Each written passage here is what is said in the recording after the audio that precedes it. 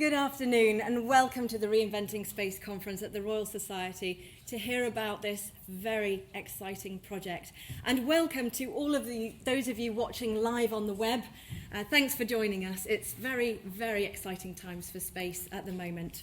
I'm Angela Lamont, and as one of the directors of Lunar Mission 1 on the public engagement side, I'd firstly like to say a huge thank you for your support and your patience, as I know many of you who have been following us on social media are more than ready to find out what this amazing project actually is.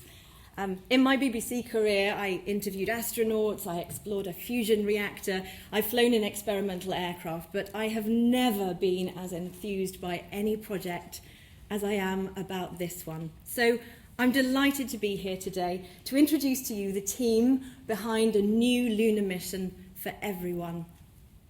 Lunar Mission 1 is quite simply the most inspirational lunar project since the Apollo landings. And to tell you more, here's the founder of that project, David Iron.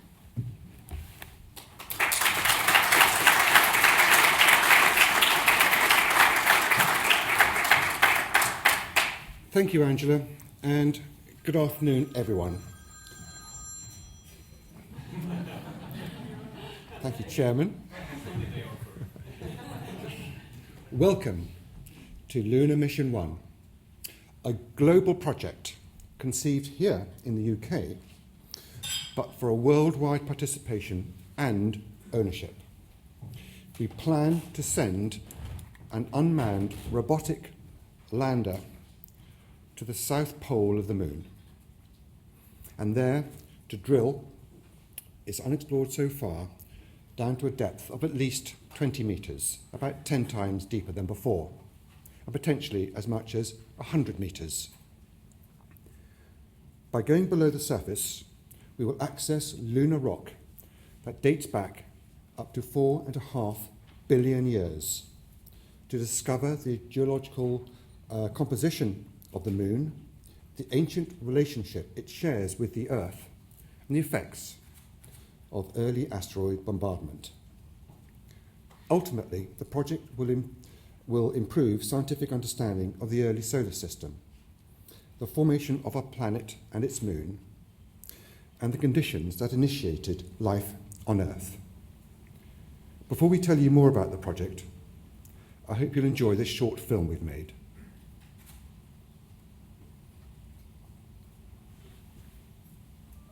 With Lunar Mission 1, we're going where no human has gone before.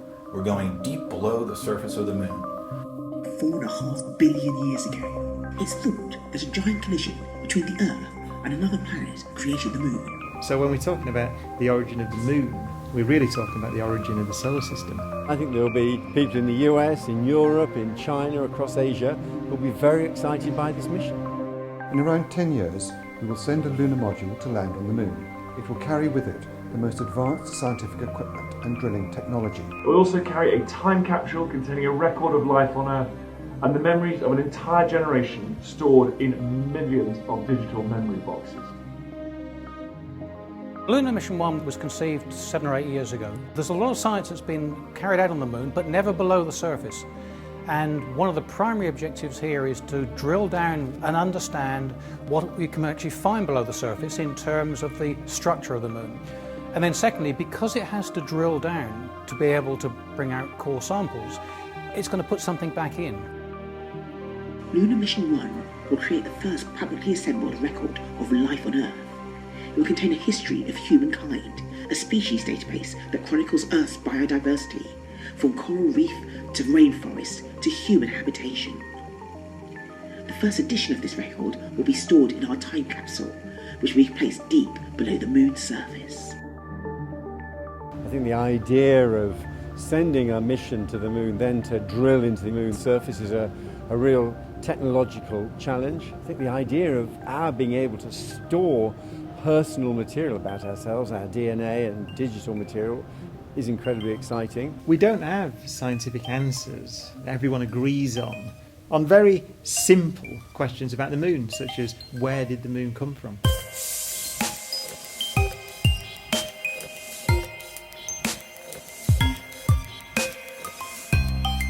Up until this point, the furthest anybody has been able to probe down in the moon is just a few meters, whereas this mission is going to go up to 100 meters below. And therefore, to do that, you've got to have a very novel drilling system. The development of that technology will be built by companies that build the most sophisticated equipment in the world. It's world-class science, it will need world-class technology and world-class organisation, and it'll be led in the UK. There will be a generation that are inspired by the missions that are happening now. There's the Rosetta mission, landing on a comet, which captured the public imagination. Lunar Mission 1 has the backing of some of the world's most respected scientific and research institutions, educational institutions. It's something where we're all on our way with a level of understanding and commitment and organization that we've not really seen before. I probably first got excited by science as a young kid watching man first set foot on the moon. Here, I think, is another opportunity for the next generation of scientists and engineers to be really inspired by what we can achieve. If we're going to explore space, and I think we have to, then the moon is the obvious stepping stone. It's the easiest place to land and build a base. Everyone can play a part directly in the funding, that they can know that they've given this money and that money is going to go into the technology which is going to land on the moon, it's going to do the science. I'm a parent, I've got a 5-year-old. What a wonderful thing to do, to say, well, here you go, there's my money, I'm part of this mission. But I think the key thing for me is that everybody can say, I think we should explore space. I want to increase the sum total of human knowledge. I want to know how the solar system formed. It's important, and so I am going to do something about it. I think space is going to be the defining issue of our era. I urge you to get involved and support Lunar Mission 1. It's a once-in-a-lifetime opportunity. Welcome to Lunar Mission 1.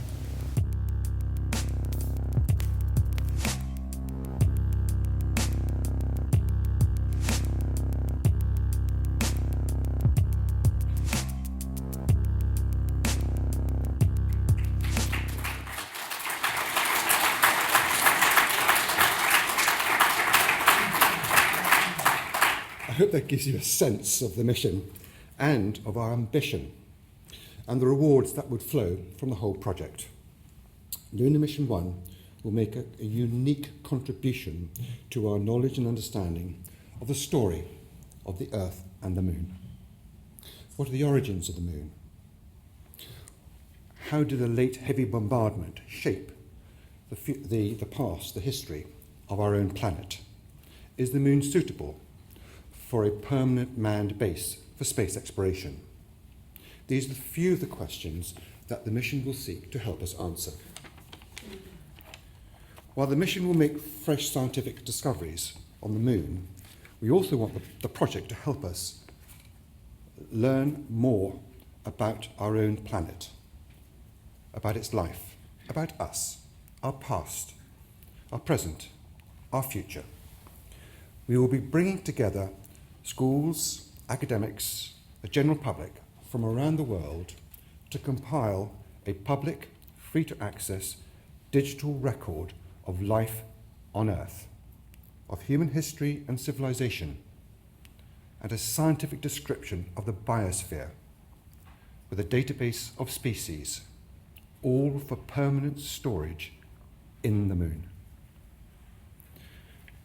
Publicly owned and free to access, this public archive is a hugely ambitious plan which needs the resources of a project of this scale to make it happen. Lunar Mission 1 also presents a wonderful opportunity to create a legacy for education. We're at the beginning of investigating what this opportunity is, but already we see huge potential for inspiring the next generation about science, about engineering, about ourselves, about our world. Our aim is to develop an international programme of engagement with schools and colleges, and we're working with the Institute of Education, the Open University and others to make it all happen. We're going to give you a bit more detail on all these areas in a moment, but first, the million-dollar question, or rather, the billion-dollar question. How are we going to pay for it all? government money is as limited as ever for space missions designed to advance knowledge and understanding. Well, our first funding phase begins today as we launch the project on the international crowdfunding platform Kickstarter. Designed to raise about $1 million, we will use the money raised through pledges through the website to finance the early project management and program planning. Pledges start from as little as $5. Further funding will follow in stages. The central reward for those who pledge their support via Kickstarter is a reservation for a digital memory box in a private archive that will sit alongside the public archive of Life on Earth. Together, these two archives make up a 21st century time capsule that we will bury in the borehole below the surface of the moon as part of Lunar Mission 1. People will be able to upload whatever information they want into their personal memory boxes. Statements, messages, photos, audio, video, with the option of a strand of hair. Following our Kickstarter funding, while we're setting up the project, we will be developing this consumer proposition, and later we will launch a major global sales and marketing campaign. Our market research in the US as well as the UK shows very strong support for our mission, for our concept of a permanent time capsule, and for paying for personal information to be part of it. More of this available on our website, which also launches today. Our market projections for the cash raised by the sale of space in our private archive, it will fund Lunar Mission 1. And that's not all. All the surplus that comes from this project will be provided and given to a non-profit Lunar Missions Trust, which will fund and help fund further space science and exploration missions. And so, the project's long-term legacy includes a completely new way of financing space exploration. Thank you very much, David.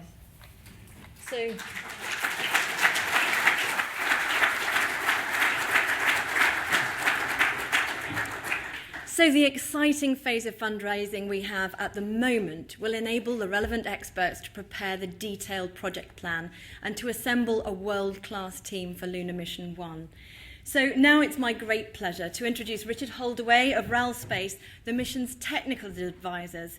And Richard is going to explain more about the practical components of the mission and the timetable for the mission. Richard. Thank you, Angela. 45 years ago, 1 billion people around the globe, no doubt including many people here in the Royal Society and many of those watching on the live web stream, sat in front of a television, as I did then, and just watched in awe as Neil Armstrong stepped out onto the moon. And it was that, in a sense, that inspired me to spend my life and career working in the space program. But something that happened on that day, and gradually has changed ever since, made me think that was a wonderful event in time, but it'll never capture the public imagination again. Never again will 1 billion people watch a space program.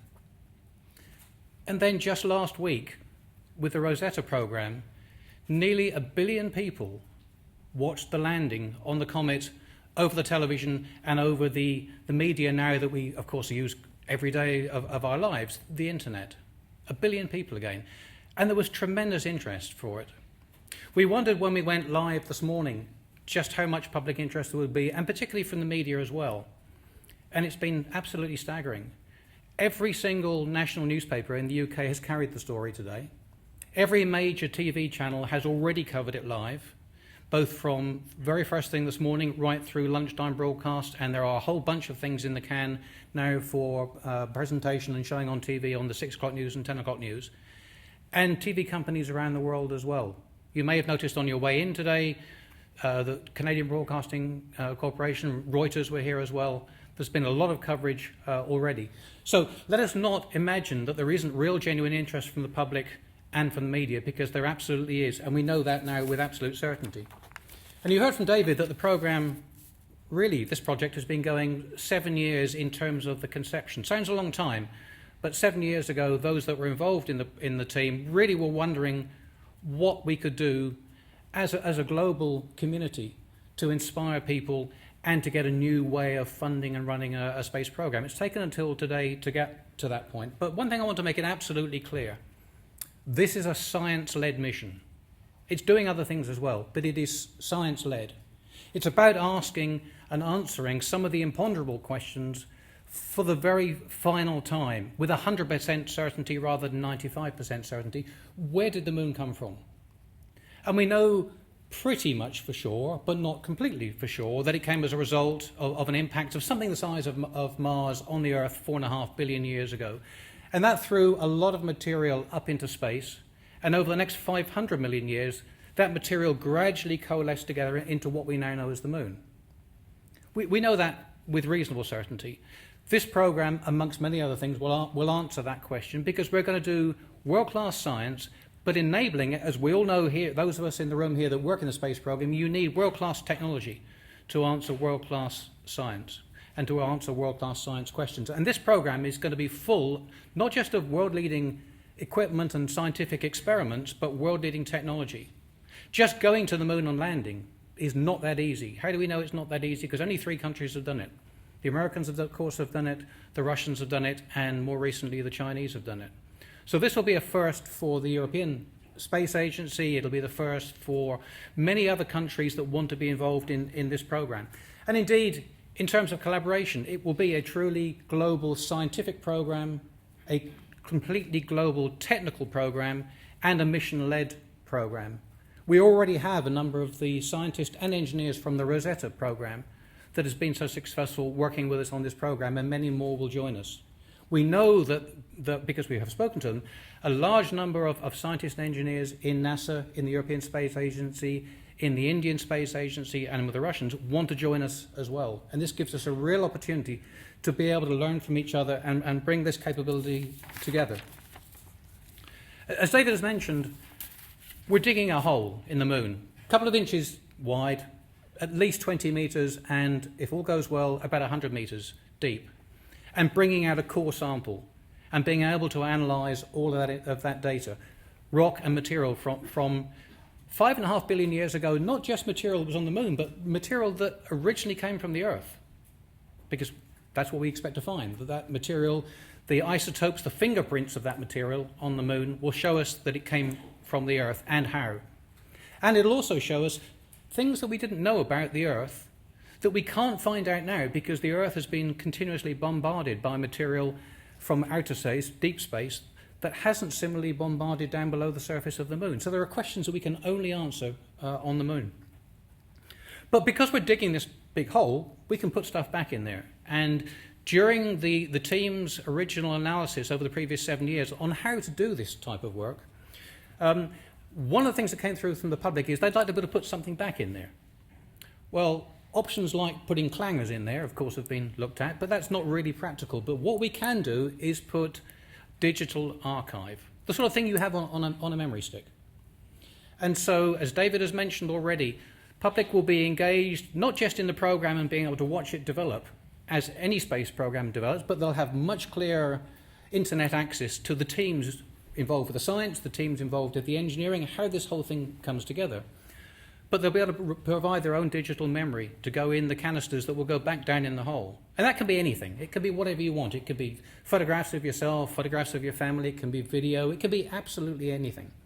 And that's as well as the public archive, which will be overseen by an organisation, something like UNESCO, which will be a complete archive of human history and civilizations since we first arrived as beings on the planet. And so that's the science and technology and the legacy issue. One of the really important issues that I know is shared by many people here at the Royal Society in this room now is the inspiring side of the programme. And one of the things that we continuously say is we need to inspire our children to get more involved and understanding of science and of technology, And there is no better way of doing that than the space program.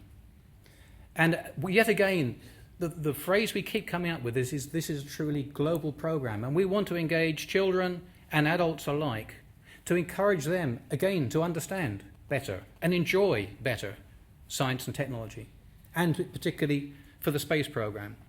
They'll be able to watch online, but more importantly, they'll be able to participate directly.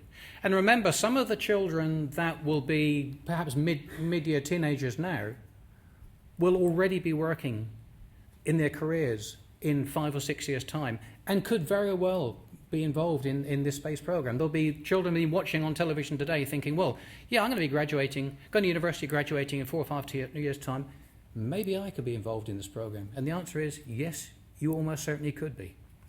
So that's something that we're going to be working very hard on over coming months, not just understanding the science and the measurements we need to make to answer the science questions, but understanding, and that's why we at RAL Space have been brought in, because we've been involved in over 200 science missions over the years, understanding what the risks are, the technologies that we need, who can provide them, and very importantly, the answer to that question won't be it's all in the UK, or even it's all in Europe, or even all in the United States. It's going to be all around the world.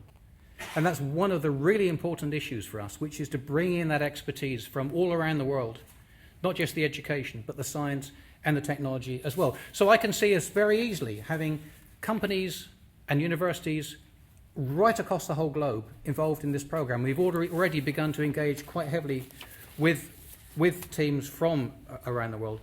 In terms of the timescale, the current phase, which kicked off at midnight last night, carries on for a period of about a couple of years while we do the next stage of the design. Those of you that work in the space field will know you've got pre-phase A, phase B, and so on. This is going into phase A design. It's the real beginnings of the detailed design.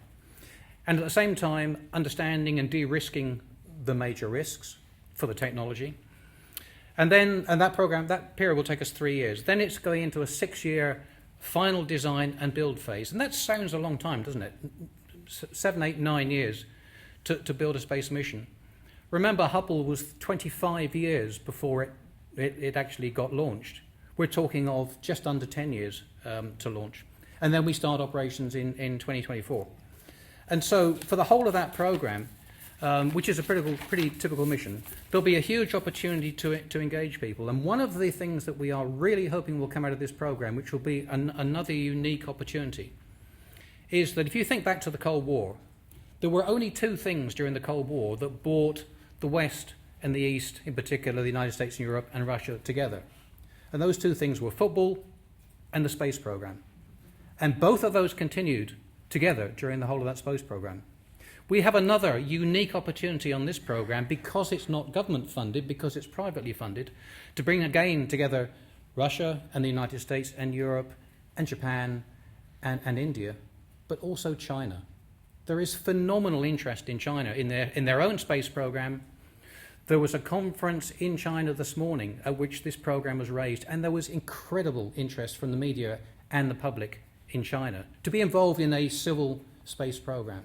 So I think it's watch this space in that particular area, the ability for us to be able to engage around the world in a way that has never happened before.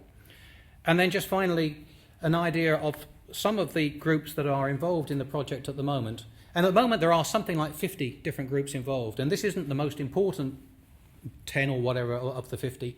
These are the ones probably that have been involved with the longest. You can see already it's a mixture of a lot of experience in space programs, a lot of experience from scientists, a lot of experience, incidentally, not just from ordinary engineering companies, but from IT companies, from civil engineering companies, who indeed, through things like drilling, have technologies that we can use on this program. So it's a fabulous opportunity, and I think the bottom line for everybody here and everybody listening is don't just watch this program develop, be a part of it developing. Thank you very much.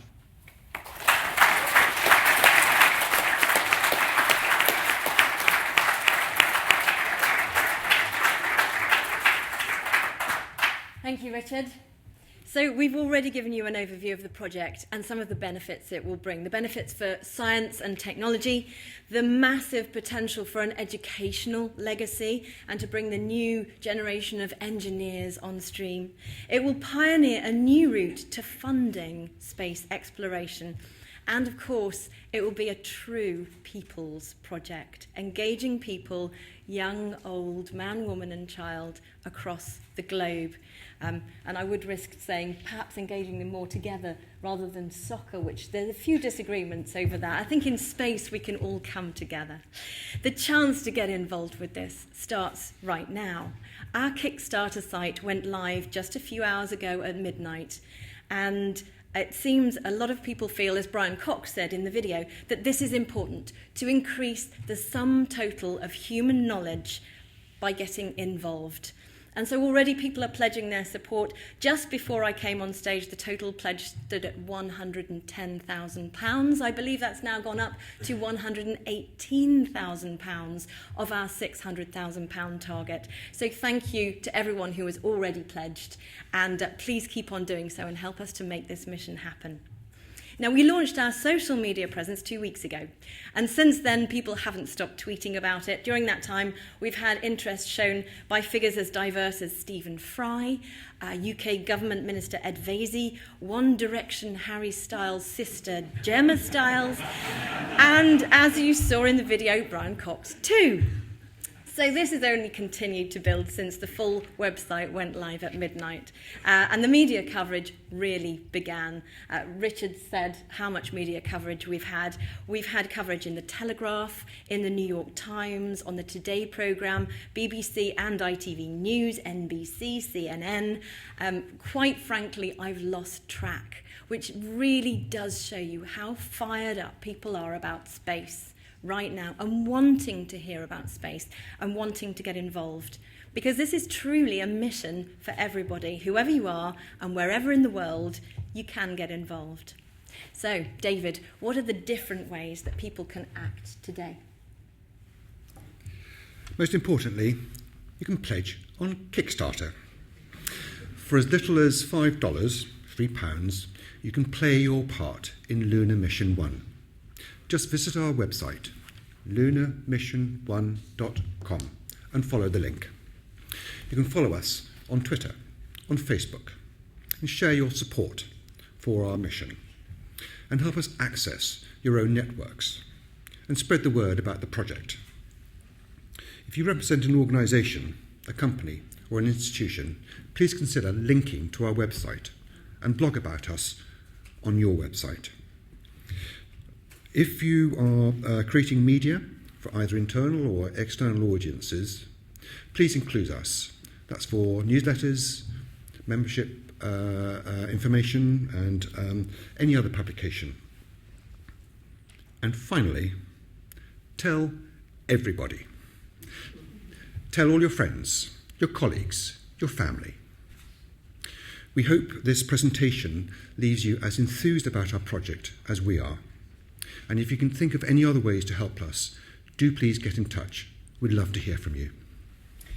I hope you've been inspired by what you've seen and heard today, and I hope that in whatever way you can, that you can help us to make this mission happen and to make space accessible for everyone and inspirational to everyone.